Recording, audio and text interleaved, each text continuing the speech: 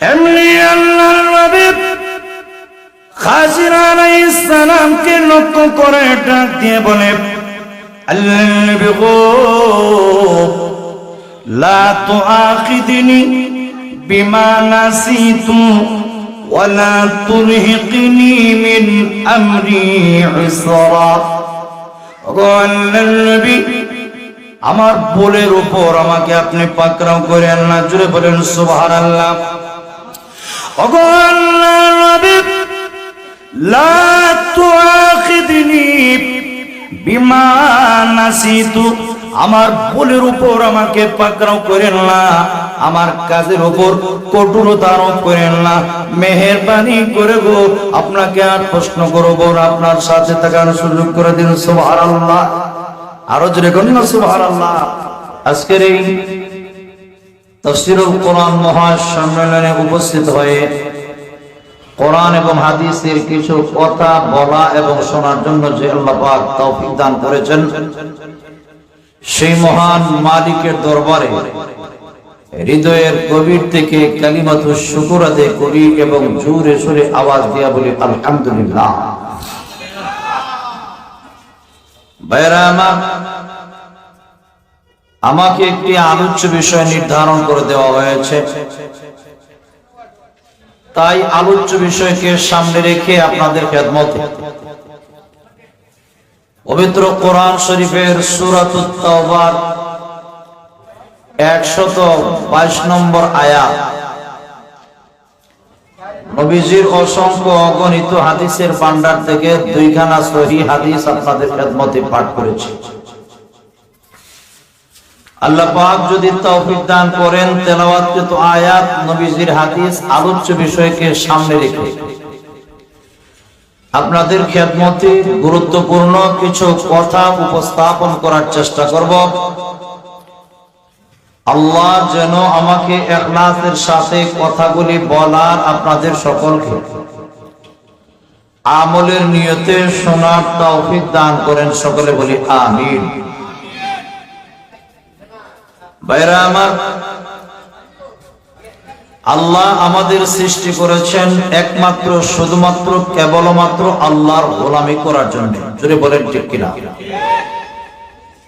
মানুষকে আল্লাহ সৃষ্টি করেছেন আল্লাহর পরিচয় লাভ করে, মহান আল্লাহকে চিনতে পেরে, মালিকের গোলামি করে চিরস্থায়ী সুখের ঠিকানা জান্নাতের মালিক হওয়ার জন্য মহান আল্লাহ সারা দুনিয়া জিন এবং ইনসানকে মহান আল্লাহ সৃষ্টি করেছেন। জোরে বলেন ঠিক কিনা? ভাইরা আমার, এই কারণে আল্লাহকে পরিচয় লাভ করতে হইলে ইলম অত্যন্ত জরুরি। যদি বলেন ঠিক কিনা? ঈমানের আগেও ইলম জরুরি। আমল করার পূর্ব শর্ত হচ্ছে জানতে হবে, মানার জন্য শর্ত হচ্ছে জানতে হবে। এজন্য ইমাম বুখারী রাহমাতুল্লাহি আলাইহি সহিহ বুখারী শরীফে যে কিতাব আল্লাহর কোরআনের পরে আসাহুল কুতুব বাদা কিতাবিল্লাহি আযজা ওয়া জাল, আল্লাহর কিতাবের পরে আসমানের নিচে জমিনের উপরে সবচাইতে বিশুদ্ধ শ্রেষ্ঠ কিতাব সহিহ বুখারী শরীফ। এই বুখারী শরীফে ইমাম বুখারী রাহমাতুল্লাহি আলাইহি একটি অধ্যায়, একটি শিরোনাম, তরজমাতুল বাব তিনি কায়েম করেছেন, বাবুল ইলমি ক্বাবলাল কওলি ওয়াল আমালি। ইমাম বুখারী রাহমাতুল্লাহি আলাইহি সহিহ বুখারী শরীফে একটা তরজমাতুল বাব অধ্যায় শিরোনাম তিনি কায়েম করেছেন। ওইখানে তিনি উল্লেখ করেছেন অধ্যায়টা হচ্ছে ইলম, আমল এবং কথার আগে, বলার আগে, আমল করার আগে আগে শর্ত হচ্ছে জানতে হবে। কোনো কিছু বিষয় সম্পর্কে কথা বলতে হলে এই বিষয় সম্পর্কে আগে নিজের ইলম জরুরি, এরপরে কথা বলাটা জরুরি। আগে জানতে হয়, এরপরে আমল করাটা সম্ভব। কেউ যদি নামাজের মাসআলা মাসাইল না জানে, নামাজের তরিকা না জানে, বলুন তো দেখি তার পক্ষে বিশুদ্ধ তরিকায় নামাজ পড়া কি কখনো সম্ভব? আরো যেরকম সম্ভব, কোন মানুষ যদি খুব খেয়াল করে শুনবেন, ওযুর পদ্ধতি, ওযুর তরিকা না জানে, তার পক্ষে কি ওযু করা সম্ভব? আরো যেরকম করতে পারবে, কিন্তু বিশুদ্ধ তরিকায়, যে তরিকা ওযু করলে নামাজের চাবি হবে, এই তরিকায় ওযু করা কারো পক্ষে সম্ভব হবে না। এক কথায় নিজের জীবনের পারিবারিক জীবন থেকে নিয়ে আন্তর্জাতিক জীবন পর্যন্ত যেই প্রেক্ষাপটে আপনি দায়িত্ববান হবেন, ওই প্রেক্ষাপট সম্পর্কে, ওই দায়িত্ব সম্পর্কে আপনার ইলম জরুরি। ইলম না থাকলে দায়িত্ব পালন করা, ইলম না থাকলে আমল করা, ইলম না থাকলে কথা বলা কোন ব্যক্তির পক্ষে, কারো পক্ষে কখনো সম্ভব হবে না। এই কারণে আল্লাহর রাসূল সাল্লাল্লাহু আলাইহি ওয়াসাল্লাম পরিষ্কার বলে দিয়েছেন, তালাবুল ইলমি ফরিদাতুন আলা কুল্লি মুসলিম। হাবিবে কিবরিয়া মুহাম্মদুর রাসূলুল্লাহ সাল্লাল্লাহু আলাইহি ওয়াসাল্লাম পরিষ্কার বলে দিয়েছেন, ইলমে দ্বীন অর্জন করা, তালাবুল ইলমি, ইলম অর্জন করা, জ্ঞান অর্জন করা। জ্ঞান বলতে দুনিয়ার জাগতিক জ্ঞান নয়, দুনিয়ার আর্থিক জ্ঞান নয়, দুনিয়ার বৈষয়িক জ্ঞান নয়। জ্ঞান বলতে কোরআন হাদিসের ইলম, কোরআন হাদিসের জ্ঞান। হাবিবে কিবরিয়া বলেন, তালাবুল ইলমি ফরিদাতুন আলা কুল্লি মুসলিম। ইলমে দ্বীন অর্জন করা, ইলমে দ্বীন অর্জন করা, তলব করা, অন্বেষণ করা প্রত্যেক মুসলমানের উপরে ফরজ। এখানে শুধু মুসলমানের কথা উল্লেখ করা হয়েছে। নবী করিম সাল্লাল্লাহু আলাইহি ওয়াসাল্লাম আলা কুল্লি মুসলিম বলেছেন, ওয়া মুসলিমা। সহিহ riwayat-এর মধ্যে এই শব্দটা নাই, যেহেতু 30 পারা কোরআনে আল্লাহ জায়গায় জায়গায় পুরুষদেরকে আল্লাহ খেতাব করেছেন, আকিমুস সালাহ ওয়া আতুজ যাকাত। ও জগতের পুরুষেরা, নামাজ কায়েম করো, যাকাত দাও। এর অর্থ এই নয় পুরুষরাই সালাত আদায় করবে, পুরুষরাই যাকাত আদায় করবে। যেহেতু নারী জাতি পুরুষের তাবে, অনুগামী, এদের অনুসরণকারী, এই কারণে নারী জাতীয় এই খেতাবের মধ্যে অন্তর্ভুক্ত। এই হাদিসেও আল্লাহর রাসূল যদিও পুরুষের কথা উল্লেখ করেছেন, ইনডাইরেক্ট ভাবে নারী জাতি তাবে হিসাবে এখানের খেতাব তার মুখাতব। এর মানে হচ্ছে আল্লাহর রাসূল বলেন, প্রত্যেকটা নারী পুরুষের উপরে জরুরত আন্দাজা যদ্দুর ইলম না শিখলে নাই হয়, আলা বুদ্দা মিনহু। যে পরিমাণ ইলম জরুরি, জরুরি ইলম প্রত্যেকটা নারী হোক পুরুষ হোক সবের উপরে শিক্ষা করা, অর্জন করা ফরজ। শুধু ফরজ নয়, ফরজে আইন। জুড়ে বলেন সুবহানাল্লাহ। নামাজ পড়বেন নামাজের জন্য, নামাজ পড়বেন নামাজের জন্য। আপনার ইলম অর্জন করা ফরজ। ওযু করবেন, ওযুর জন্য ইলম অর্জন করা আপনার উপর ফরজ। ওযু যদি না হয় নামাজ হবে না। নামাজ যদি না হয় আপনি জাহান্নামের আগুন থেকে মুক্তি পাওয়া আপনার জন্য সম্ভব নয়। আপনি শাসক হবেন, শাসন পরিচালনা করার জন্য যতদূর ইলম জরুরি, এই পরিমাণ ইলম অর্জন করা আপনার উপর ফরজ। ব্যবসা করবেন, যেই পরিমাণ ব্যবসা বিশুদ্ধ হওয়ার জন্য জরুরি, এই পরিমাণ ইলম অর্জন করা আপনার জন্য ফরজ। এক কথায় আপনার জীবনে যেই প্রেক্ষাপটের শিকার হবেন, এটা বিশুদ্ধ হওয়ার জন্য সহিহ ইলম অর্জন করা আপনার জন্য জরুরি। জোরে আওয়াজ দিয়ে বলেন ঠিক কিনা?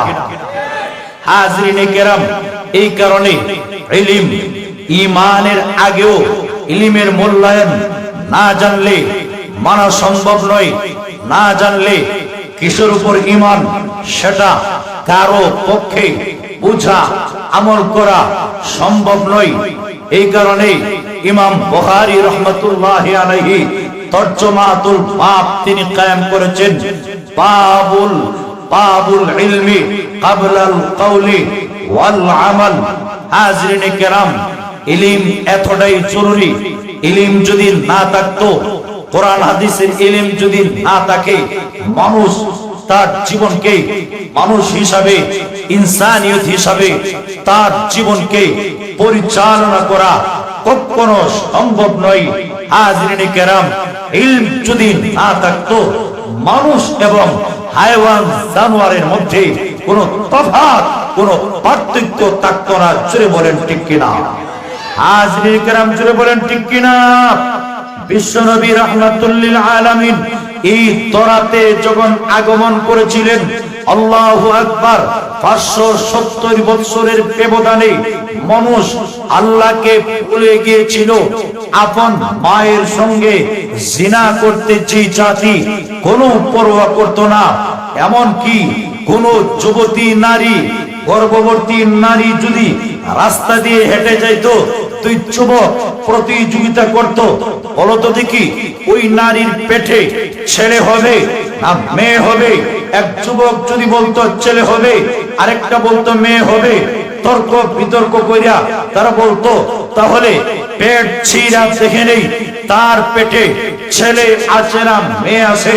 এই অবস্থায় পেট ছিঁড়ে ছেলে না মেয়ে তারা দেখে উল্লাস করত। এই অসভ্য বর্বর জাতিকে আল্লাহর হাবিব কোরআন সুন্নাহর ইলমের মাধ্যমে সোনার মানুষে রূপান্তরিত করেছেন। জোরে বলেন ঠিক কিনা? আর জোরে বলেন ঠিক কিনা? রাসূল তো নিজেই বলেছেন, বুইসতু মুআল্লিমা, আমি মুহাম্মদ আরবি শিক্ষক হিসাবে দুনিয়াতে আগমন করেছি।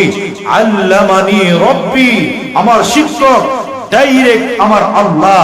আমার আল্লাহ আমাকে ইলম শিক্ষা দিয়া, জগতের মানুষকে ইলম শিক্ষা দিয়া জাহান্নামের আগুন থেকে বাঁচাইয়া জান্নাতের পথ দেখাইবার জন্য মহান আল্লাহ আমাকে দুনিয়াতে প্রেরণ করেছেন। জোরে বলেন সুবহানাল্লাহ।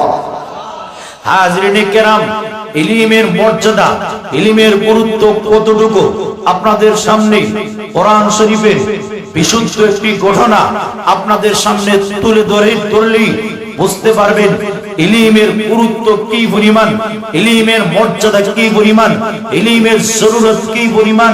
তাই খুব মনোযোগ দিয়া খেয়াল করে বোঝার চেষ্টা করেন। আপনাদের সামনে ইনশাআল্লাহ যতক্ষণ কথা বলবো, কোরআন এবং হাদিসের আলোকে বিশুদ্ধ কিছু কথা বলার চেষ্টা করব। আজগুবি মন গড়া বানোয়াট কথা থেকে ইনশাআল্লাহ পরিহার করার চেষ্টা করব। কারণ আমাদের মন, আমাদের মর্জি, আমাদের মিজাজ এমন হয়ে গেছে, আজগুবি বানোয়াট মন গড়া কথা না শুনলে ওয়াজ যেন ভালোই না লাগে। জোরে কোন ঠিক কিনা? আরো জোরে কোন ঠিক কিনা? হাজরিনে কেরাম, আপনার অবশ্যই নাম শুনে থাকবেন বনি ইসরাইলের জলিলুল কদর একজন পয়গম্বর, যার নাম হযরত মূসা আলাইহিস সালাম। নাম শুনছেন তো? নাম শুনেন নাই? মূসা আলাইহিস সালাম, হযরত মূসা আলাইহিস সালাম, যিনি উলুল আজমি মিনাল আম্বিয়া, পাঁচজন নবীকে আল্লাহ আলাদা সম্মান এবং মর্যাদার মালিক বানিয়েছেন। পাঁচজন নবীকে আল্লাহ আলাদা শ্রেষ্ঠত্ব এবং মর্যাদা দান করেছেন। এর মধ্যে একজন নবীর নাম হযরত মূসা আলাইহিস সালাম। বুখারী শরীফের বর্ণনা আছে, ইমাম বুখারী রাহমাতুল্লাহি আলাইহি সহিহ বুখারী শরীফের কিতাবুল ইলমের মধ্যে আরেক জায়গার মধ্যে সহিহ বুখারী শরীফের একাধিক জায়গায় ইমাম বুখারী রাহমাতুল্লাহি আলাইহি যে হাদিসটা তিনি বর্ণনা করেছেন, মূসা আলাইহিস সালাম জাতির সামনে তিনি ভাষণ দিচ্ছিলেন। খুব খেয়াল করে বোঝার চেষ্টা করেন। রাসূল করিম সাল্লাল্লাহু আলাইহি ওয়াসাল্লাম বলেন, ইন্না মূসা কামা খাতিবান ফি বানি ইসরাঈলা। জোরে আওয়াজ দিয়ে বলেন সুবহানাল্লাহ। বিশ্বনবী মুহাম্মদ আরবি বলেন, নিশ্চয়ই মূসা আলাইহিস সালাম তিনি দাঁড়াইলেন খুতবা দেওয়ার জন্য, ভাষণ দেওয়ার জন্য বনি ইসরাইলের সামনে। তাফসীরের কিতাবে মুফাসসিরিনে কেরাম উল্লেখ করেছেন, উনি যখন ভাষণ দিয়েছিলেন 6 লক্ষের উপরে বনি ইসরাইল এদেরকে সামনে, এদেরকে লক্ষ্য করে, এদেরকে সামনে রেখে মূসা আলাইহিস সালাম ভাষণ দিচ্ছিলেন। ভাষণের এক পর্যায়ে একজন সাধারণ লোক দাঁড়াইয়া প্রশ্ন করলো, ফাসুইনা আইয়ুন নাসি আলাম। মূসা আলাইহিস সালাম যেই মাত্র ভাষণ দিলেন, ভাষণের মাঝখান দিয়া এক লোক ডাইরেক্ট প্রশ্ন করে বসলো, ও মূসা, আইয়ুন নাসি আলাম, এই যুগে সবচাইতে বড় আলেম কে? এই হাদিসের ব্যাখ্যায় পার্শ্বটিকায় আল্লামা আহমদ আলী সাহারানপুরী নাব্বারাল্লাহু মারকাদাহু উনি উল্লেখ করেছেন, মূসা পয়গম্বরের ভাষণটা এতটাই জ্ঞান গর্বপূর্ণ ভাষণ ছিল, যারাফাত মিনহাল উয়ুন, 6,70,000 বনি ইসরাইল এদের চোখ দিয়া ঝর্ণার মতো পানি বেয়ে বেয়ে পড়ছিল। এতটাই আবেগপূর্ণ, এতটাই গুরুত্বপূর্ণ ভাষণ আর বয়ান ছিল, এদের চোখ দিয়া ঝর্ণার মতো পানি বেয়ে বেয়ে পড়ছিল। শুধু তাই না, পার্শ্বটিকায় উল্লেখ করা হয়েছে, ওয়াজিলাত মিনহাল কুলুব, মূসা আলাইহিস সালামের ভাষণ শুনে বনি ইসরাইলের মানুষের চোখ দিয়া পানি তো বের হচ্ছিলই, অন্তর ভয়ে একদম ভীত সন্ত্রস্ত হয়ে গিয়েছিল। এই কঠিন মুহূর্তে একজন লোক দাঁড়ায়া প্রশ্ন করে বসলো, ও মূসা পয়গম্বর, জবাব দাও, আইয়ুন নাসি আলাম, এই যুগের সবচাইতে বড় আলেম কে? সবচাইতে বড় জ্ঞানী কে? আমি জানতে চাই, জবাব দাও। মূসা আলাইহিস সালাম সহজ ভাবে জবাব দিলেন, আনা আলামুন নাস। মূসা আলাইহিস সালাম সহজ সাদা মাঠা জবাব দিয়ে দিলেন, আমি যুগের সবচেয়ে বড় আলেম। হাজিরিনে কেরাম, যেই মাত্র মূসা আলাইহিস সালাম এই জবাবটা দিলেন, মহান আল্লাহর কাছে মূসা পয়গম্বরের এই জবাবটা পছন্দ হয় নাই। মনে রাখবেন, আল্লাহর পয়গম্বর যে দাবি করেছেন আমি যুগের সবচেয়ে বড় আলেম, এই কথাটা সঠিক, কোনো সন্দেহ নাই, যারা পরিমাণ কোনো সন্দেহ নাই। কারণ যে যুগে আল্লাহ নবী প্রেরণ করেন, নবীর চাইতে শ্রেষ্ঠ, নবীর চাইতে দামি, নবীর চাইতে বড় আলেম ওই যুগে আর কেউ হতে পারে না। নবীর যুগের সবচেয়ে বড় আলেম, নবীর যুগের সবচেয়ে বড় জ্ঞানী, নবীর যুগের শ্রেষ্ঠ সন্তান, নবীর যুগের সবচেয়ে উত্তম মানুষ, নবী ওই যুগের সবচেয়ে শ্রেষ্ঠ আখলাকের অধিকারী, নবীর চাইতে কোন গুণের দিক দিয়ে, কোন কোয়ালিটির দিক দিয়ে ওই যুগের আর দ্বিতীয় নবীর চাইতে বড় কেউ হতে পারে না। চুরি আওয়াজ দিয়া বলুন ঠিক কিনা? হাজিরিনে কেরাম, উনি জবাব দিয়েছেন, আনা আলামুন নাস, আমি যুগের সবচেয়ে বড় আলেম। জবাব সঠিক, কোনো সন্দেহ নাই, কোনো সন্দেহ নাই। কিন্তু আমার আল্লাহর কাছে মূসা আলাইহিস সালামের এই জবাবটা পছন্দ হয় নাই। তাই আল্লাহ রাব্বুল আলামিন ফাআতাবাল্লাহু আলাইহি, আল্লাহ মূসা আলাইহিস সালামের এই জবাবের উপরে তিরস্কার করলেন। কেন? তার কারণটা কি? তার কারণটা হচ্ছে, বিশ্বনবী উল্লেখ করেছেন, ইদ লাম ইয়ারুদ্দাল ইলমা ইলাইহি, যেহেতু মূসা আলাইহিস সালাম বড় আলিমকে এই কথাটা নিসবত, এই জবাবটা আল্লাহর দিকে সুপর্দ করেন নাই। ওনার বলার দরকার ছিল, মান হুয়া আলামুন নাস, আল্লাহু আলাম, যুগের বড় আলেমকে আল্লাহই ভালো জানেন। কে সবচেয়ে বড় আলেম এটা আল্লাহই ভালো জানেন। এই কথা না বলে উনি যে বলে দিলেন আমি যুগের সবচেয়ে বড় আলেম, আল্লাহর কাছে এই কথাটা পছন্দ হয় নাই। তাই আল্লাহ ওহীর মাধ্যমে মূসা আলাইহিস সালামকে জানিয়ে দিলেন, ফাআল্লাহু ইলা মূসা আলাইহিস সালাম, আল্লাহ তাআলা মূসা আলাইহিস সালামের কাছে ওহী প্রেরণ করলেন আর জানিয়ে দিলেন, ইয়া মূসা, হে মূসা পয়গম্বর, ইন্নালি আবদান বিমাজমাইল বাহরাইন হুয়া আলামু মিনকা। জোরে বলেন সুবহানাল্লাহ। আল্লাহ পরিষ্কার ভাষায় মূসা আলাইহিস সালামকে জানিয়ে দিলেন, ও মূসা, তুমি দাবি করেছো যুগের সবচেয়ে বড় আলেম। শোনো শোনো, হে মূসা আলাইহিস সালাম, আমার একজন বান্দা আছেন, ইন্নালি আবদান, আমার একজন বান্দা আছেন। উনি কোথায় থাকেন জানেন? বিমাজমাইল বাহরাইন, রোম এবং পারস্য নদীর মুখ যেখানে গিয়া মিলিত হয়েছে ওই জায়গায় উনি অবস্থান করেন। তার নাম হচ্ছে খাজির আলাইহিস সালাম। জানোনি তার কোয়ালিটি কি? হুয়া আলামু মিনকা। হে মূসা নবী, উনি তোমার চাইতে বড় আলেম, উনি তোমার চাইতে বড় জ্ঞানী। সুতরাং তুমি যে দাবি করেছো তুমি যুগের শ্রেষ্ঠ আলিম, তুমি জমানার বড় আলেম, আমি আল্লাহ এই কথাটা মেনে নিতে পারি নাই। তোমার চাইতে শ্রেষ্ঠ, তোমার চাইতে বড় আলেম হযরত খাজির আলাইহিস সালাম, মূসা আলাইহিস সালাম এই মাত্রই জানতে পারলেন আমার চাইতে বড় আলেম এই তোরাতে বর্তমান যুগে আছে। তাই আল্লাহ পাকের কাছে ফরিয়াদ করলেন, ইয়া রব, হে আমার পালনেওয়ালা, ও আমার প্রভু, ফাকাইফা লি বিহি, আই ফাকাইফা আতাসিলু বিহি। ও আমার রব, ও আমার পালনেওয়ালা, আমার চাইতে শ্রেষ্ঠ, আমার চাইতে দামি, আমার চাইতে বড় আলেমের সন্ধান দিয়েছেন। খোদা গো, তোমার দরবারে ফরিয়াদ, আমি কিভাবে ওই আলেমের সাক্ষাৎ করব?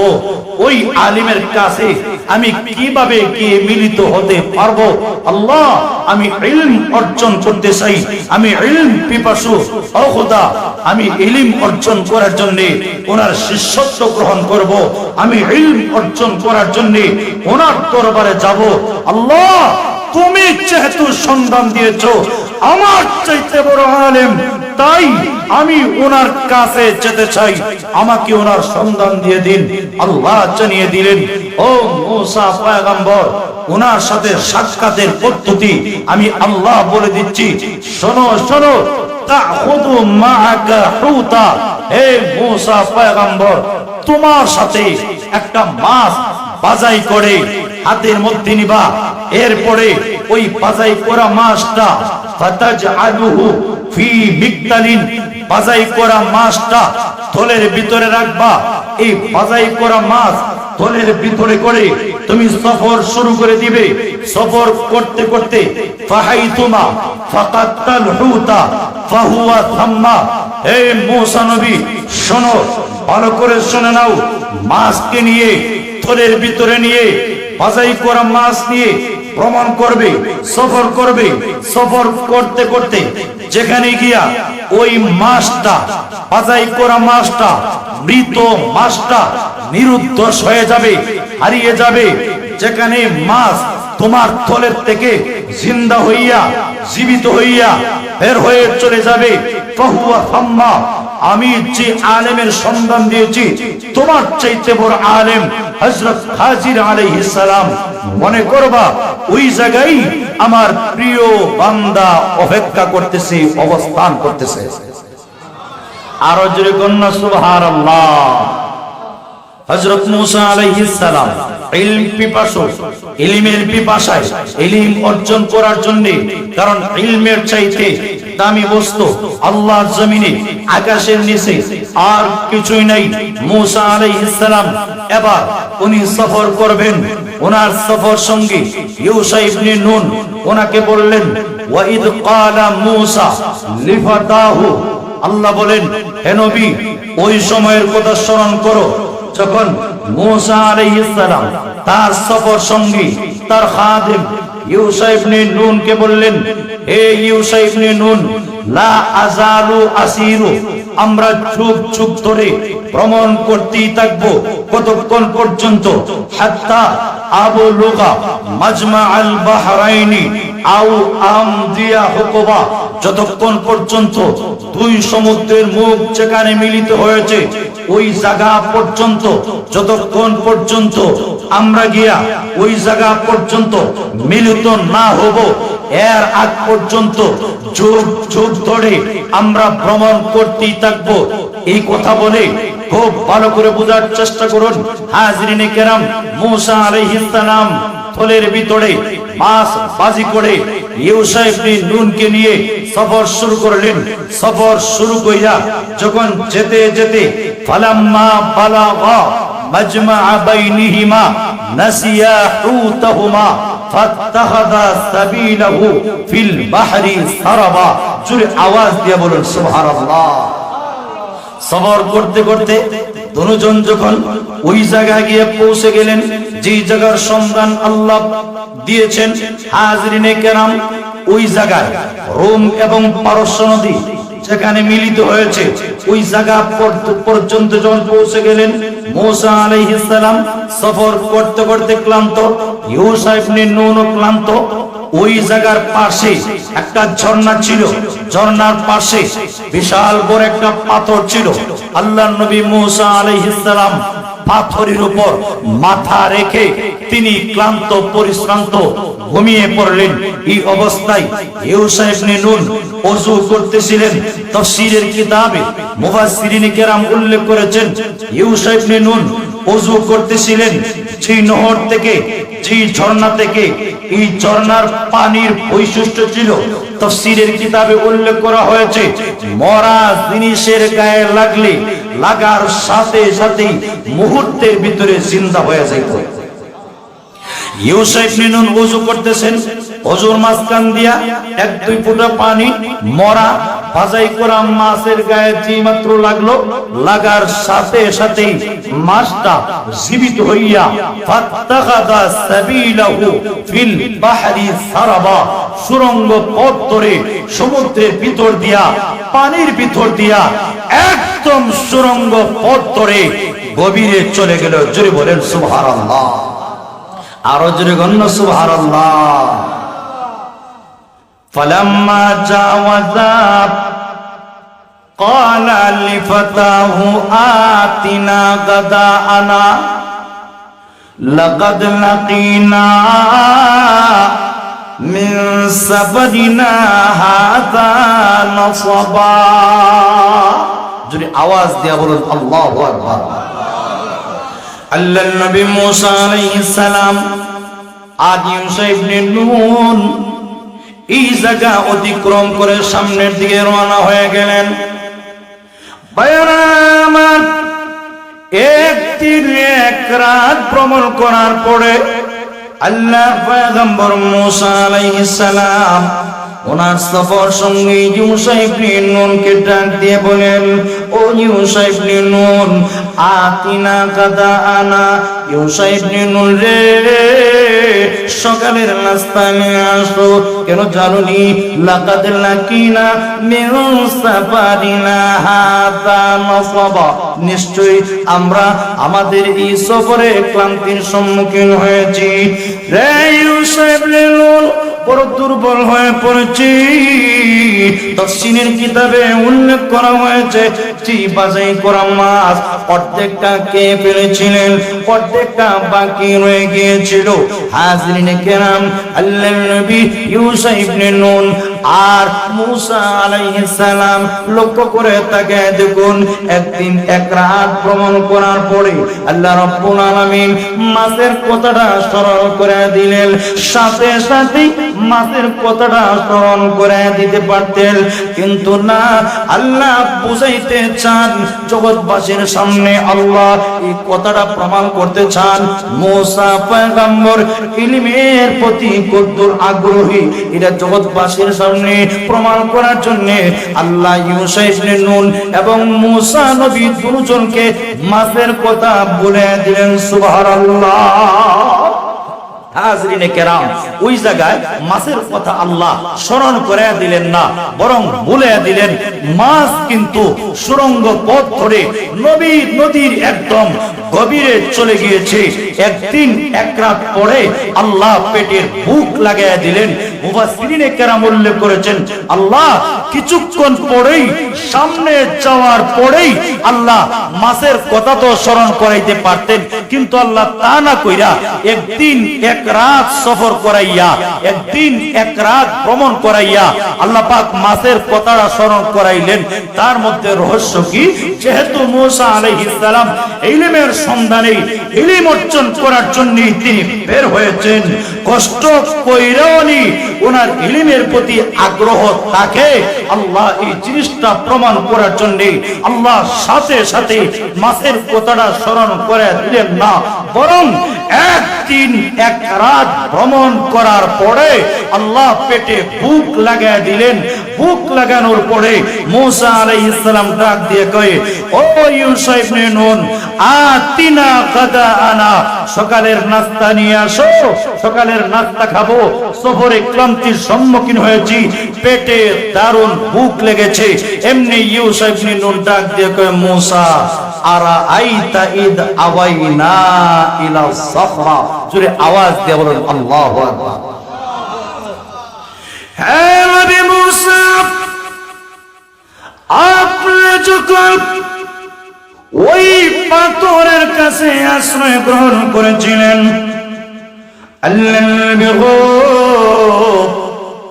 আরা আইতা ইদ আওয়াইনা ইলা সাখরা, আপনি কি লক্ষ্য করেছেন গো আল্লাহর নবী, আমরা যখন পাথরের কাছে আশ্রয় গ্রহণ করেছিলাম, ওগো আল্লাহর নবী, মাছটা জিন্দা হইয়া সমুদ্রের ভিতরে চলে গিয়েছে।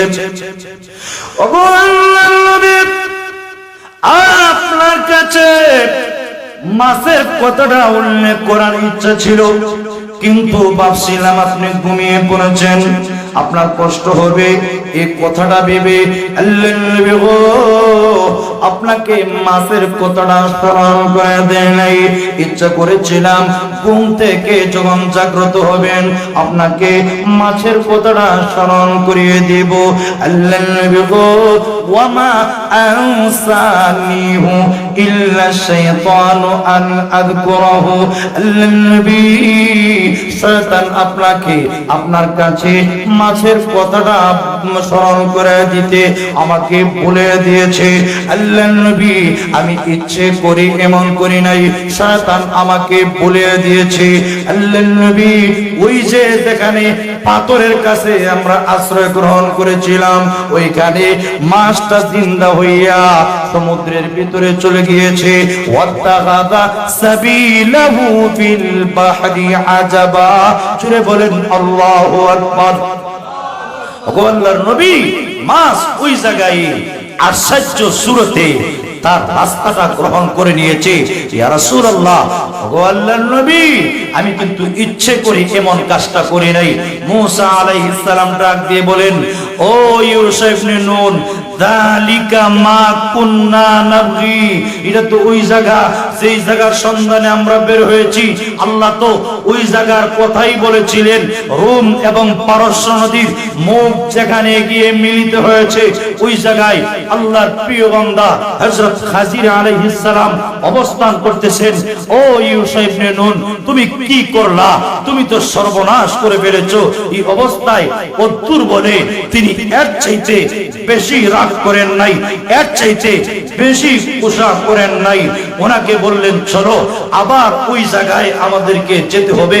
ফারতাদ্দা ফারতাদ্দা আলা আযারিহিমা কাসাসা, দুজন পায়ের চিহ্ন ফলো করে করে উল্টা ওই জায়গার দিকে গেলেন। আল্লাহু আকবার। যে মাত্র ওই জায়গা পর্যন্ত গেলেন, যাওয়ার সাথে সাথেই তাফসীরের কিতাবে মুফাসসিরিনে কেরাম উল্লেখ করেছেন, হযরত মূসা আলাইহিস সালাম দূর থেকে তাকায় দেখেন, পা থেকে মাথা পর্যন্ত এক ব্যক্তি পুরা দেহ ছাতর দ্বারা আবৃত। ফাওয়াজাদা আবদাম মিন ইবাদিনা আতাইনাহু রাহমাতাম মিন ইনদিনা ওয়া আল্লামনাহু মিন লাদুন্না ইলমা, জোরে আওয়াজ দিয়ে বলুন আল্লাহু আকবার। মূসা আলাইহিস সালাম তাকায় দেখেন, দূর থেকে তাকায় দেখেন, পা থেকে মাথা পর্যন্ত অল বডি পুরোটা দেহ চাদর দ্বারা আবৃত আল্লাহর একজন প্রিয় বান্দা এমনি দূর থেকে সালাম দিলেন, আসসালামু আলাইকুম, আসসালামু আলাইকুম ওয়া রাহমাতুল্লাহি ওয়া বারাকাতুহু। হযরত খাজির আলাইহিস সালাম উনি চিন্তা পড়ে গেলেন, মিন আইনা সালাম ফি হাযিহিল আরদ। উনি আশ্চর্য হয়ে গেলেন, এই জমিন তো কাফিরের জমিন, এই জমিন তো মুসলমানের জমিন না, এখানে সালাম আসার প্রশ্নই আসে না, এখানে তো কোনো মুসলমান নাই, সালাম আসলো কোত্থেকে? উনি আশ্চর্য হয়ে গেলেন, পাল্টা প্রশ্ন করলেন, মান আনতা, আপনি কে গো, আমাকে সালাম দিলেন? আপনার ঘর কোথায়, আপনার বাড়ি কোথায়, আপনার ঠিকানা কোথায়, কোত্থেকে আসলেন? আপনি কি মুসলমান? আপনার পরিচয় কি? আপনি আমাকে সালাম দিলেন। মূসা আলাইহিস সালাম জবাব দিলেন, আনা মূসা, আমি মূসা আলাইহিস সালাম। হযরত খাজির আলাইহিস সালাম পাল্টা আবার প্রশ্ন করলেন, মূসা আলাইহিস সালাম, মূসা বনি ইসরাঈল, তুমি কি ওই মূসা নি যে মূসাকে আমার আল্লাহ বনি ইসরাইলের মধ্যে প্রেরণ করেছেন? উনি জবাব দেয়, নাম আনা মূসা বনি ইসরাঈল, হ্যাঁ আমি ওই মূসা যে মূসাকে মহান আল্লাহ বনি ইসরাইলের মধ্যে প্রেরণ করেছেন। এমনি খাজির আলাইহিস সালাম প্রশ্ন করে, তুমি যদি বনি ইসরাইলের মূসা হয়ে থাকো তাহলে এই মরু প্রান্তরে আমার দরবারে কেন আসছো? মূসা আলাইহিস সালাম জবাব দেয়, আমি আসি নাই, আমার আল্লাহ আমাকে প্রেরণ করেছে। আরো জোরে কন্যা সুবহানাল্লাহ। ওগো আল্লাহর নবী, আমি আসি নাই, আমার আল্লাহ আমাকে প্রেরণ করেছেন। আল্লাহর নবী গো, হাল আত্তাবিউকা আলা আন তুআল্লিমানি মিম্মা উল্লিমতা মুসতা। জোরে বলেন আল্লাহু আকবার। হে খাজির আলাইহিস সালাম, আমি আসি নাই, আমার আল্লাহ প্রেরণ করেছেন, আমি ইচ্ছা পোষণ করেছি, আল্লাহ আমাকে প্রেরণ করেছেন, আসছি আপনার কাছ থেকে ইলম অর্জন করার জন্য। ও খাজির আলাইহিস সালাম, আমি কি আপনার অনুসরণ করতে পারি, আপনার ইত্তেবা করতে পারি, আপনার কাছে থাকতে পারি, এই শর্তে আল্লাহ আপনাকে যে ইলম শিক্ষা দিয়েছেন এই ইলম থেকে আমাকে কিছু ইলম শিক্ষা দিবেন, আমি কি আপনার সাথে থাকতে পারি? হযরত খাজির আলাইহিস সালাম উনি তো ভালো করে জানেন মূসা উনি কেমন নবী। আল্লাহু আকবার। মূসা আলাইহিস সালাম উনি এমন গরম নবী, একটা পরে যিনি কিপ্তি বংশের এক লোককে জাগাতেই খতম করে দিয়েছিলেন। আপনারা জোরে কইতেন না সুবহানাল্লাহ। শুধু তাই না, যিনি তাপ্পর মেরে আজরাইলের চোখ কানা করে ফেলেছিলেন, এমনি মূসা আলাইহিস সালামকে লক্ষ্য করে খাজির আলাইহিস সালাম ডাক দিয়ে বলেন, ও মূসা পয়গম্বর শোনো, ইন্নাকা লান তাসতাতিআ মাইয়া সাবরা, নিশ্চয়ই আপনি আমার সাথে ধৈর্য ধারণ করতে পারবেন না। কেন? ইন্নাকা আলা ইলমিন মিন ইলমিল্লাহি আযজা ওয়া জাল আল্লামাকাল্লাহু লা আ'লামুহু ওয়া আনা আলা ইলমিন মিন ইলমিল্লাহি আযজা ওয়া জাল আল্লামানিহি লা তা'লামুহু। জোরে আওয়াজ দিয়ে বলুন আল্লাহু আকবার। হে মূসা, আপনি আমার সাথে থেকে ধৈর্য ধারণ করতে পারবেন না, সবর করতে পারবেন না। কেন? কেন? তার কারণটা কি জানেননি? তার কারণটা হচ্ছে আল্লাহ আপনাকে কিছু ইলম শিক্ষা দিয়েছেন, লা আ'লামুহু, যে ইলম আমি জানি না, যে জ্ঞান আমার নাই, ওয়া আনা আলা ইলমিন মিন ইলমিল্লাহি আযজা ওয়া জাল, আর আমাকে আল্লাহ এমন কিছু ইলম শিক্ষা দিয়েছেন, এমন কিছু জ্ঞান শিক্ষা দিয়েছেন, লা তা'লামুহু, যেটা আপনি জানেন না, আপনার জ্ঞান নাই। বাহ্যিকভাবে এমন কিছু কাজ আমি করব, আপনার দৃষ্টিতে অবশ্যই অন্যায় মনে হবে, কিন্তু মূসা নবী শুনো, একটাও অন্যায় হবে না। আমি যা যা করব প্রত্যেকটা কাজ আমার মালিকের নির্দেশে করব, প্রত্যেকটা কাজ আমার প্রভুর নির্দেশে করব। আপনি বাহ্যিকভাবে অন্যায় মনে করবেন ঠিকই, কিন্তু আসলে অন্যায় না। সুতরাং ইন্নাকা, নিশ্চয়ই আপনি মূসা পয়গম্বর শুনেন, লাম তাসতাতিআ মাইয়া সাবরা, কখনো আপনি আমার সাথে দেখা ধৈর্য ধারণ করতে পারবেন না। আমার মাদ্রাসায় ইলম অর্জন করার জন্য ভর্তি হইলে আপনি পারবেন না, আপনি টিকে থাকতে পারবেন না। হযরত মূসা আলাইহিস সালাম উনি ডাক দিয়ে কয়, আল্লাহ আমাকে প্রেরণ করেছেন ইলমের পিপাসা নিয়া জগতের সবচেয়ে দামি জিনিস, শ্রেষ্ঠ জিনিস অর্জন করার জন্য তোমার দরবারে আসছি। ও খাদির আলাইহিস সালাম, আমি ওয়াদা দিলাম, সাতাজিদুনি ইনশাআল্লাহ, অচিরেই তুমি আমাকে পাবে যদি আল্লাহর ইচ্ছা হয়। সাবিরা, আমাকে ধৈর্যশীল পাবেন, ধৈর্যশীল পাবেন।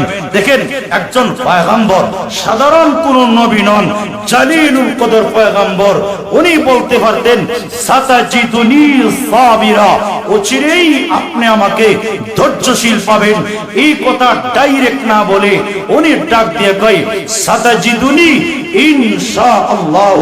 এখান থেকে আমাদের অনেক বড় শিক্ষণীয় বিষয় হচ্ছে, মূসা পয়গম্বর ডাক দিয়ে কয়, আল্লাহর যদি ইচ্ছা হয়, আল্লাহর যদি মর্জি হয়, আল্লাহর যদি মানসা হয়, তাহলে আমাকে ধৈর্যশীল পাবেন।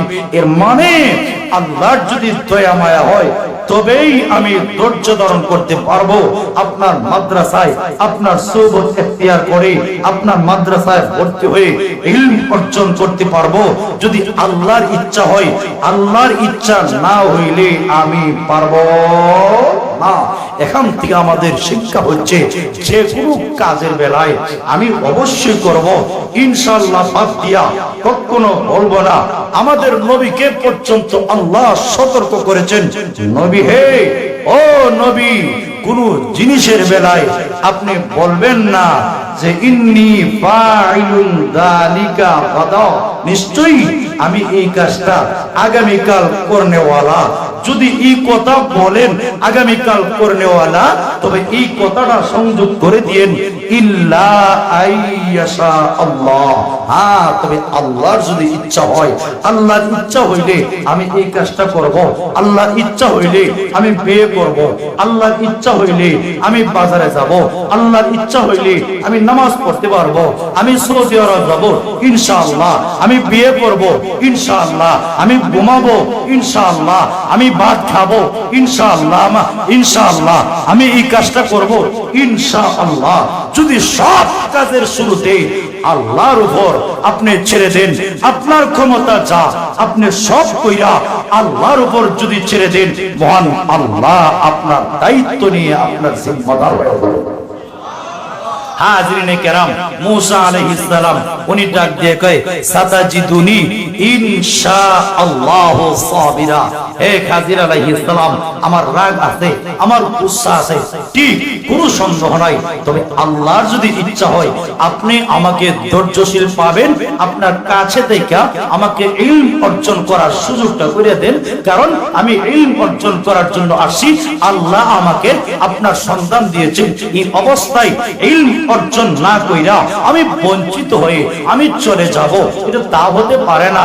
এই কারণে শোনো, আমি আপনার সুবত গ্রহণ করলে, আপনার সুবত ইখতিয়ার করলে, আপনার মাদ্রাসায় ভর্তি হইলে, শুনেন ওয়াদা দিলাম, ওয়ালা আসি লাকা আমরা, আপনার কোন বিষয়ে আমি নাফরমানি করব না, আমি আপনার কোন বিষয়ে আপনার বিরোধিতা করব না। আপনি যা যা করবেন সব আমরা মেনে নেব। যেমন আমাদের কওমি মাদ্রাসায় যেহেতু আলোচ্য বিষয় ইলমের মর্যাদা, হাজরিনে কেরাম, মাদ্রাসার শুরুতে আমাদের পক্ষ থেকে একটা নোটিশ দেওয়া হয়, এই মাদ্রাসায় ভর্তি হইলে মোবাইল চালানো যাবে না, সিনেমা হলে যাওয়া যাবে না, মাথার চুল খাটো রাখতে হবে, সুন্নতি লেবাস পড়তে হবে, উল্টাপাল্টা চলা যাবে না। এই শর্তগুলি দেওয়া হয়, ছাত্র সাইন করে, ঠিক আছে আমি এই শর্তগুলি মেনে নিলাম, এই শর্ত মাইনাই আপনার মাদ্রাসায় আমি ভর্তি হইলাম, এরপরে তার দাখিলা নেওয়া হয়, তাকে মাদ্রাসায় ভর্তি করা হয়। ঠিক তেমনি ভাবে হযরত খাজির আলাইহিস সালাম, মুসা আলাইহিস সালাম, উনি তো ছাত্র, ইলম অর্জন করার জন্য আসেন, এজন্য শর্ত দিচ্ছে আর কয় ফাইনিত্তাবাতানি, হে মুসা তুমি যদি আমার ইত্তেবা করো, আমার অনুসরণ করো, আমার সুহবত ইখতিয়ার করো, আমার মাদ্রাসায় ভর্তি হও, শর্ত হচ্ছে ফালা তাসআলনি আন শাইইন, আপনি আমাকে প্রশ্ন করতে পারবেন না কোন বিষয়ে, আখেরা যে কোনো বিষয়ে আমার খুশি, আমার মনে যা যা চাই আমি তা করব।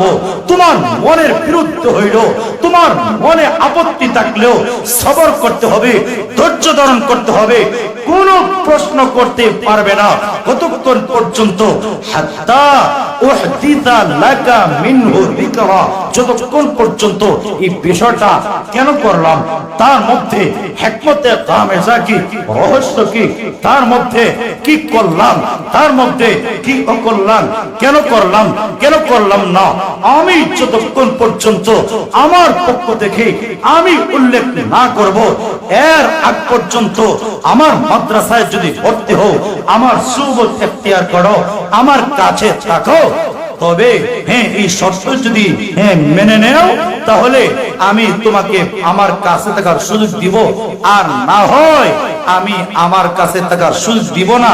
আপনি আমাকে প্রশ্ন করতে পারবেন না যে এই কাজটা কেন করলাম, আমি বললে এরপরে প্রশ্ন করতে পারবেন। সুবহানাল্লাহ। হাজরিনে কেরাম, মুসা আলাইহিস সালাম উনি ডাক দিয়ে কয়, যেহেতু আল্লাহ আমাকে প্রেরণ করেছেন ইলম অর্জন করার জন্য আসছি, আমি জিনিস আল্লাহর নির্দেশে আসছি, আল্লাহ আমাকে সন্ধান দিয়েছেন, আমি আপনার মাদ্রাসায় ভর্তি হইলাম, আপনার শর্ত মেনে নিলাম।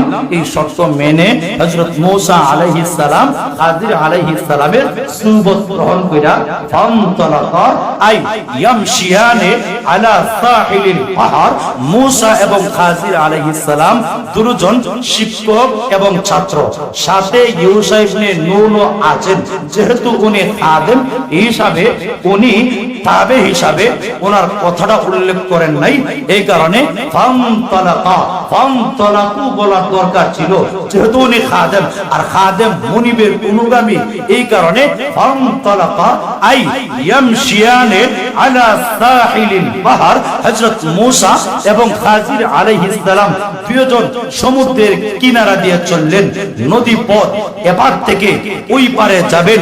এই অবস্থায় হাত্তা ইদা রাকিবা ফিস সাফিনাতি খারাকাহা, হাজরিনে কেরাম খুব ভালো করে বোঝার চেষ্টা করেন। মুসা আলাইহিস সালাম উনি শর্ত দিয়েছে যে আমি প্রশ্ন করব না, আপত্তি করব না, আপনি যা যা করবেন সব আমি মেনে নেব। খাজির আলাইহিস সালামও ওনার থেকে শর্ত গ্রহণ করেছে, ওয়াদা গ্রহণ করেছে, প্রশ্ন করতে পারবেন না। এই অবস্থায় দুজন যাচ্ছেন, আল্লাহু আকবার। নৌকার মাঝি যারা হযরত খাজির আলাইহিস সালামকে চিনতে পেরে নৌকায় উঠাইলেন, বললেন একটা পয়সাও ভাড়া নেবেন না। এই অবস্থায় হাত্তা ইদা রাকিবা ফিস সাফিনা, দুজন যখন নৌকায় আরোহণ করলেন, ফালাম্মা বালাগাতিস সাফিনাতু আল-মাজ্জা, যে মাত্র নৌকাটা নদীর মাঝখানে চলে গেল, নদীর মাঝখানে চলে গেল, একদম গভীরে যে মাত্র নৌকাটা চলে গেল, হযরত মুসা আলাইহিস সালামের সামনেই খাজির আলাইহিস সালাম খারাকাহা আই ইখতালাহা লাওহান আও লাওহাইনে মিনাস সাফিনাতি বিল ফাসি, হযরত মুসা আলাইহিস সালামের সামনেই খাজির আলাইহিস সালাম কুড়াল দিয়া একটা অথবা দুইটা তক্তা তিনি খুলে ফেললেন। আল্লাহু আকবার। নৌকা মানুষ ভর্তি, এই অবস্থায় গভীর সমুদ্র মাঝখানে নৌকা চিত্র করে দিলেন। মুসা আলাইহিস সালাম বাহ্যিকভাবে মনে করলেন এটা কঠিন অন্যায়, উনি যে ওয়াদা করেছিলেন প্রশ্ন করব না, উনি প্রতিবাদে অন্যায়ের সামনে মাথা নত করেন নাই, গর্জে উঠলেন, বাহ্যিকভাবে অন্যায় মনে করলেন। উনি ডাক দিয়ে কই, আহারাতাহা লিতুগরিকা আহলাহা লাকাদ জিতা শাইআন ইমরা। জুড়ে বলেন আল্লাহু আকবার। মুসা আলাইহিস সালাম ডাক দিয়ে কই, যে মানুষগুলি আমাদেরকে ফ্রি ভাবে সার্ভিস দিবে, একটা পয়সাও নিবে না, একটা টাকাও নিবে না, বিনা টাকায় আমাদেরকে সার্ভিস দিবে, এই অবস্থায় নদীর মাঝখানে নৌকা ভর্তি মানুষ, আপনি কি নৌকাকে এজন্য ছিদ্র করলেন? আখারাফতাহা, আপনি কি নৌকাকে ছিদ্র করলেন এই কারণে লিতুগরিকা আহলাহা, নৌকার আরোহী যারা এদেরকে নদীর মাঝখানে ডুবায় মারার জন্য? না না না, আপনি মনে করেছেন আমি অন্যায়টা মেনে নেব? ও খাজির আলাইহিস সালাম, ভালো করে শুনেন, লাকাদ জিতা শাইআন ইমরা, আই শাইআন মুনকারান আযীমা, নিশ্চয়ই আপনি ভারী গুরুতর অন্যায় কাজ করেছেন, যেটা আমি শরীয়তের নবী হিসাবে একটা সেকেন্ডের জন্য আমি মুসা পয়গম্বর মেনে নিতে পারি না। জোরে আওয়াজ দিয়া বলুন সুবহানাল্লাহ। হাজরিনে কেরাম, এবার খাজির আলাইহিস সালাম ডাক দিয়ে কয়, প্রথম পরীক্ষার মধ্যে ফেল করে ফেললেন। আলাম আকুল, আমি কি আপনাকে বলি নাই ইন্নাকা লান তাস্তাতিআ মাইয়া সাবরা, আপনি আমার সাথে ধৈর্য ধারণ করতে পারবেন না? কারণ আল্লাহ আমাকে এমন কিছু ইলম দিয়েছেন যেটা বোঝার ক্ষমতা আপনার নাই, যেটা বোঝার যোগ্যতা আপনার নাই, আপনি পারবেন না। আমি তো আগেই আপনাকে বলেছি, সুতরাং আমার কাছে শর্ত লঙ্ঘন করেছেন। ইজা ফাতা শর্ত ফাতাল মাশরুত, শর্ত ফৌত হয়ে গেলে মাশরুত ফৌত, আপনি শর্ত লঙ্ঘন করেছেন, প্রশ্ন করবেন না বলেছিলেন, এই শর্তে আপনাকে টাকার সুযোগ দেওয়া হয়েছে, শর্ত লঙ্ঘন করেছেন, মাশরুত, টাকার সুযোগ নাই, আপনি চলে যান। মুসা আলাইহিস সালাম ডাক দিয়ে কয়, সরি, আর প্রশ্ন করব না। সুবহানাল্লাহ বলতেন না? এমনি আল্লাহর নবী খাজির আলাইহিস সালামকে লক্ষ্য করে ডাক দিয়ে বলে, আল্লাহর নবী গো, লা তুআখিদনি বিমা নাসিতু ওয়ালা তুরহিকনি মিন আমরি ইসরা। গো আল্লাহর নবী, আমার ভুলের উপর আমাকে আপনি পাকড়াও করেন না। জোরে বলেন সুবহানাল্লাহ।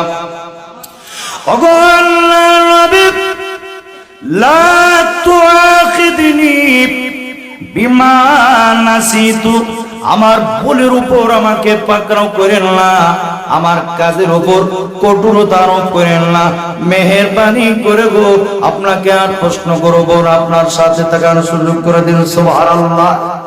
আরো জোরে বলুন না সুবহানাল্লাহ। আর প্রশ্ন করব না, আমি যে প্রশ্ন করব না এই যে ওয়াদা করেছিলাম, এটা বলে গিয়েছিলাম, সুতরাং মেহেরবানি করে আর প্রশ্ন করব না, আপনার সাথে আমাকে থাকার সুযোগ দেন। মুসা আলাইহিস সালামকে খাজির আলাইহিস সালাম সুযোগ দিলেন, এই অবস্থায় আবার চললেন। ফান্তালাকা, দুজন সামনের দিকে যাচ্ছেন সমুদ্রের কিনারা দিয়া, এই অবস্থায় হাত্তা ইদা লাকিয়া গুলামান ফাকাতালা, হাজরিনে কেরাম, সবর করতে করতে সামনে গেলেন। আল্লাহু আকবার। এই অবস্থায় একটা ছোট্ট বাচ্চার সাথে ওরা সাক্ষাৎ করলেন। আহসানু ইয়ালআবুনা মা'আস সিবিয়ানি আহসানুহুম ওয়াজহান, ছোট্ট একটা বাচ্চা সবচেয়ে সুন্দর অন্যান্য বাচ্চাদের সাথে খেলাধুলা করতেছে।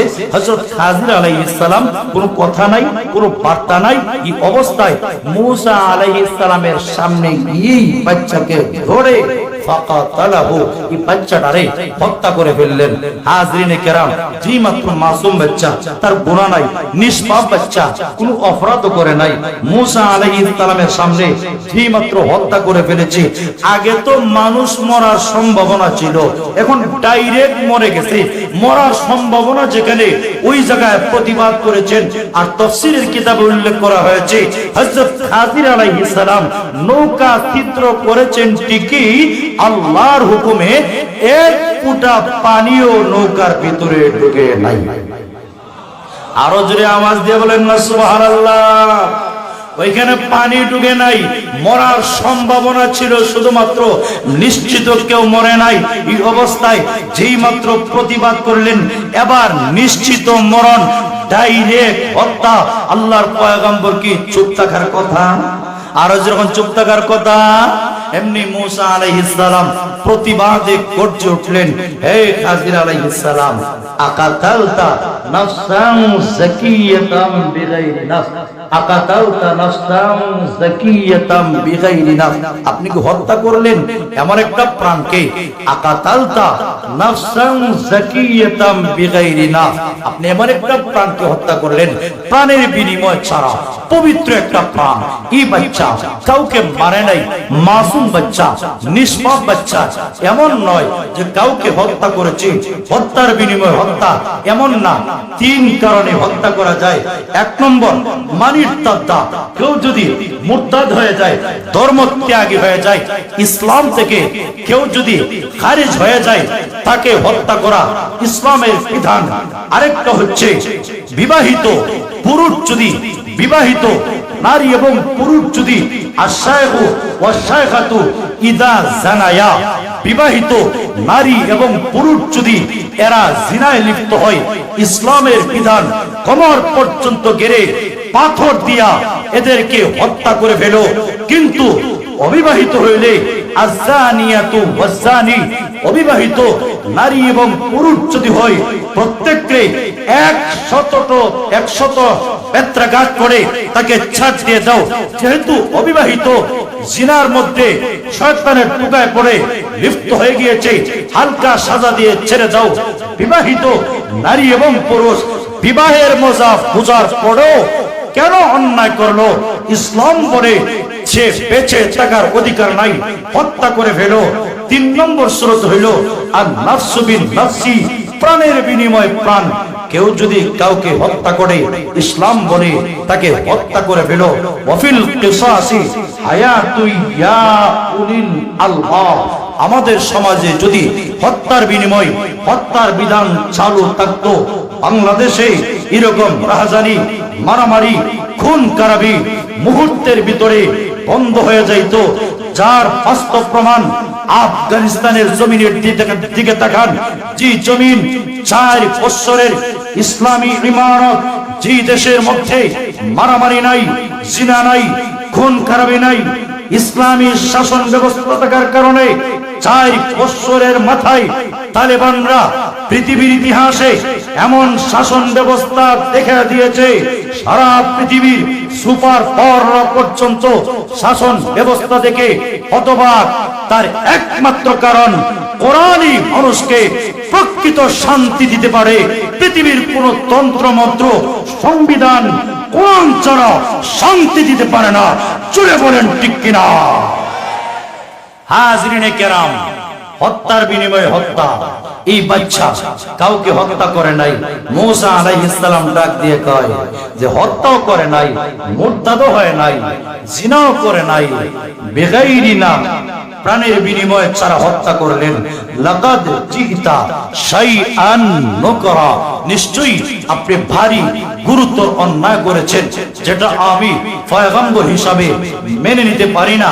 ইলম অর্জন করার জন্য আসছি ঠিক, ইলম অর্জন করব ঠিক, ভালো কথা, কিন্তু অন্যায় দেখে আমি কেমনে মেনে নিব, আমি কেমনে বরদাস্ত করব? আমার দ্বারা বরদাস্ত করা, মেনে নেওয়া সম্ভব না, আমি পারবো না। এই অবস্থায় হযরত খাজির আলাইহিস সালাম এবার তাকিদ দিয়া কয়, আগের বেলায় আলাম আকুল লাকা, লাকা শব্দটা সংযোগ না কইরা আগে শুধু বলেছেন আলাম আকুল, আমি কি বলি নাই ইন্নাকা লান তাসতাতিআ মাইয়া সাবরা, নিশ্চয়ই আপনি আমার সাথে সবর করতে পারবেন না, ধৈর্য ধারণ করতে পারবেন না, শুধু অদ্দুর বলেছেন।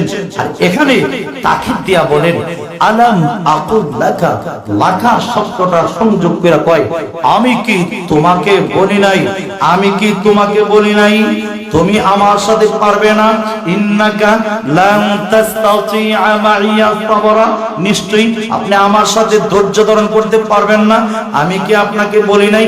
আগেই তো বলেছি, আপনি কথা মানেন আবার শর্ত লঙ্ঘন করেন, সুতরাং আর আমার কাছে তাকার সুযোগ নাই।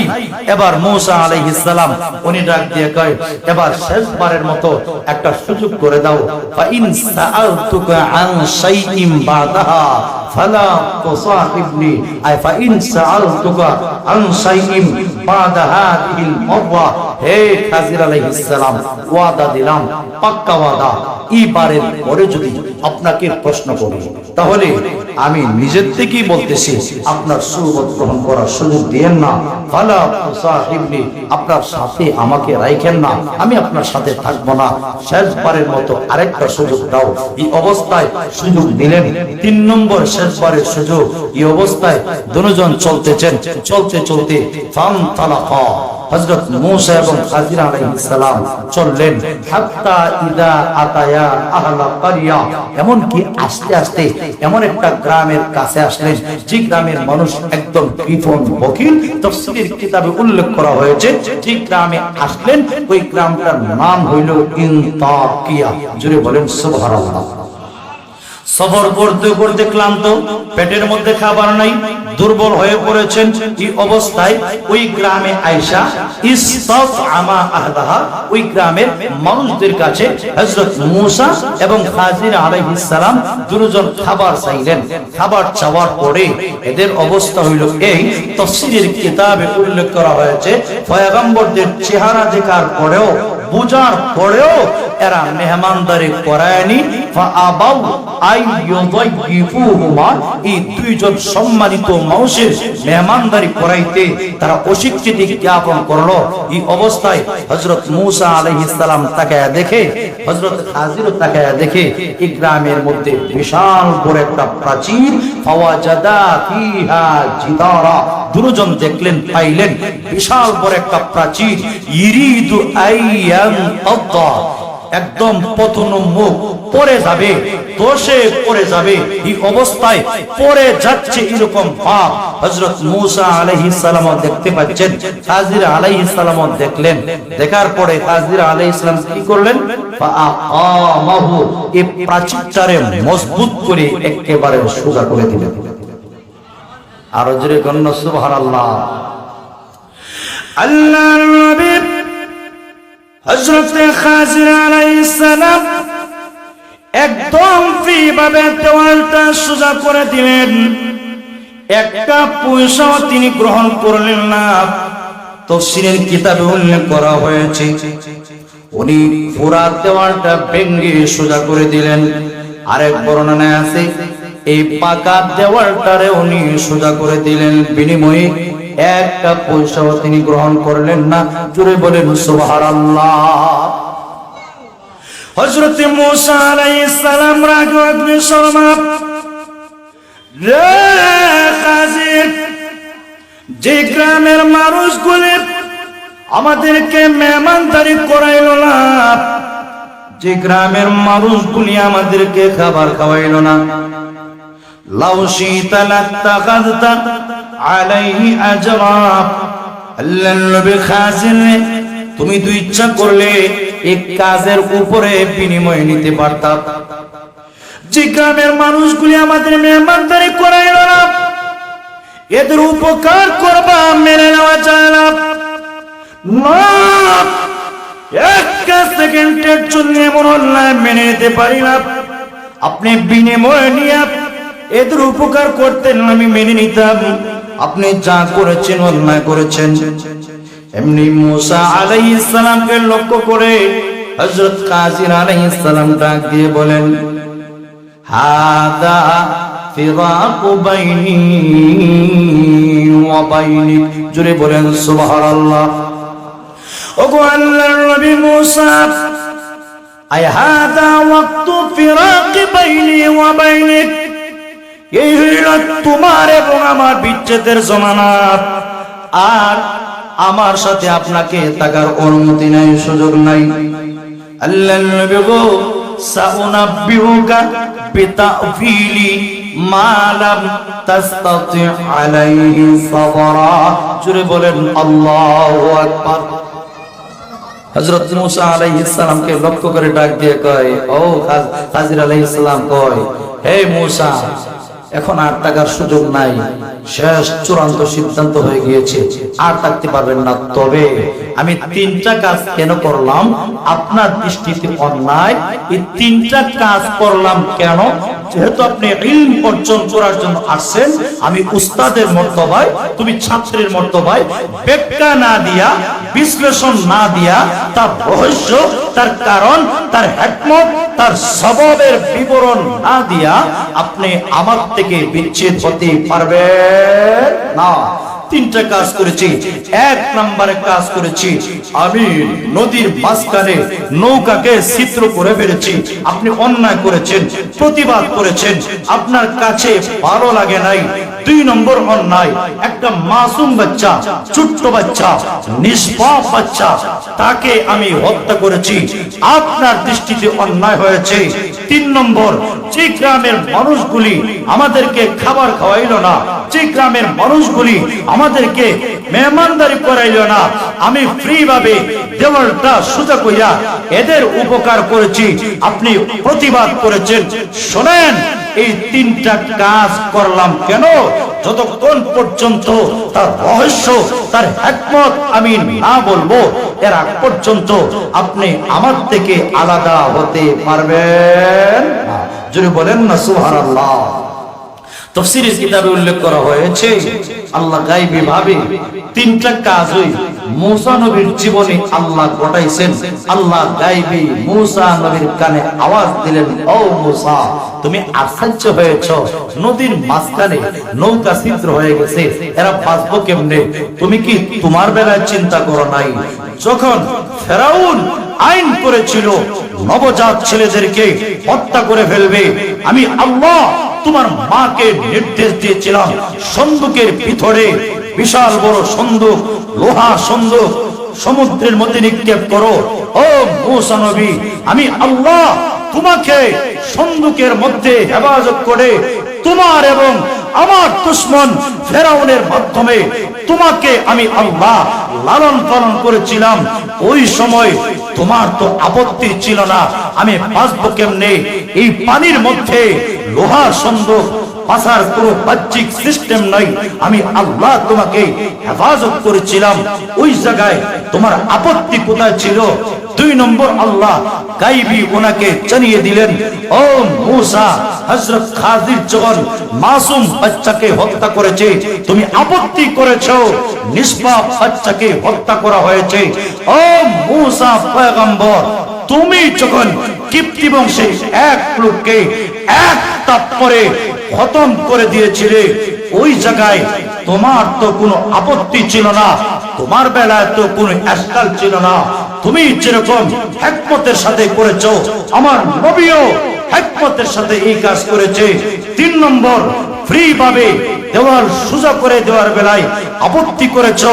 তুমি যখন ফেরাউনের দেশ ছেড়ে শুআয়ব আলাইহিস সালামের এলাকা মাদিয়ান শহরে গিয়েছিলে, রাস্তার মধ্যে ওনার 2 মেয়ে, সুন্দরী মেয়ে, ছাগলকে পানি পান করানোর জন্য আসছিল, ফ্রি ভাবে পানি পান করে দিয়েছিলে, তুমি কোনো আপত্তি ছিল না, বিনিময় নিয়েছিলে না। ওই সময় তোমার তো কোনো আপত্তি ছিল না। তুমি যেরকম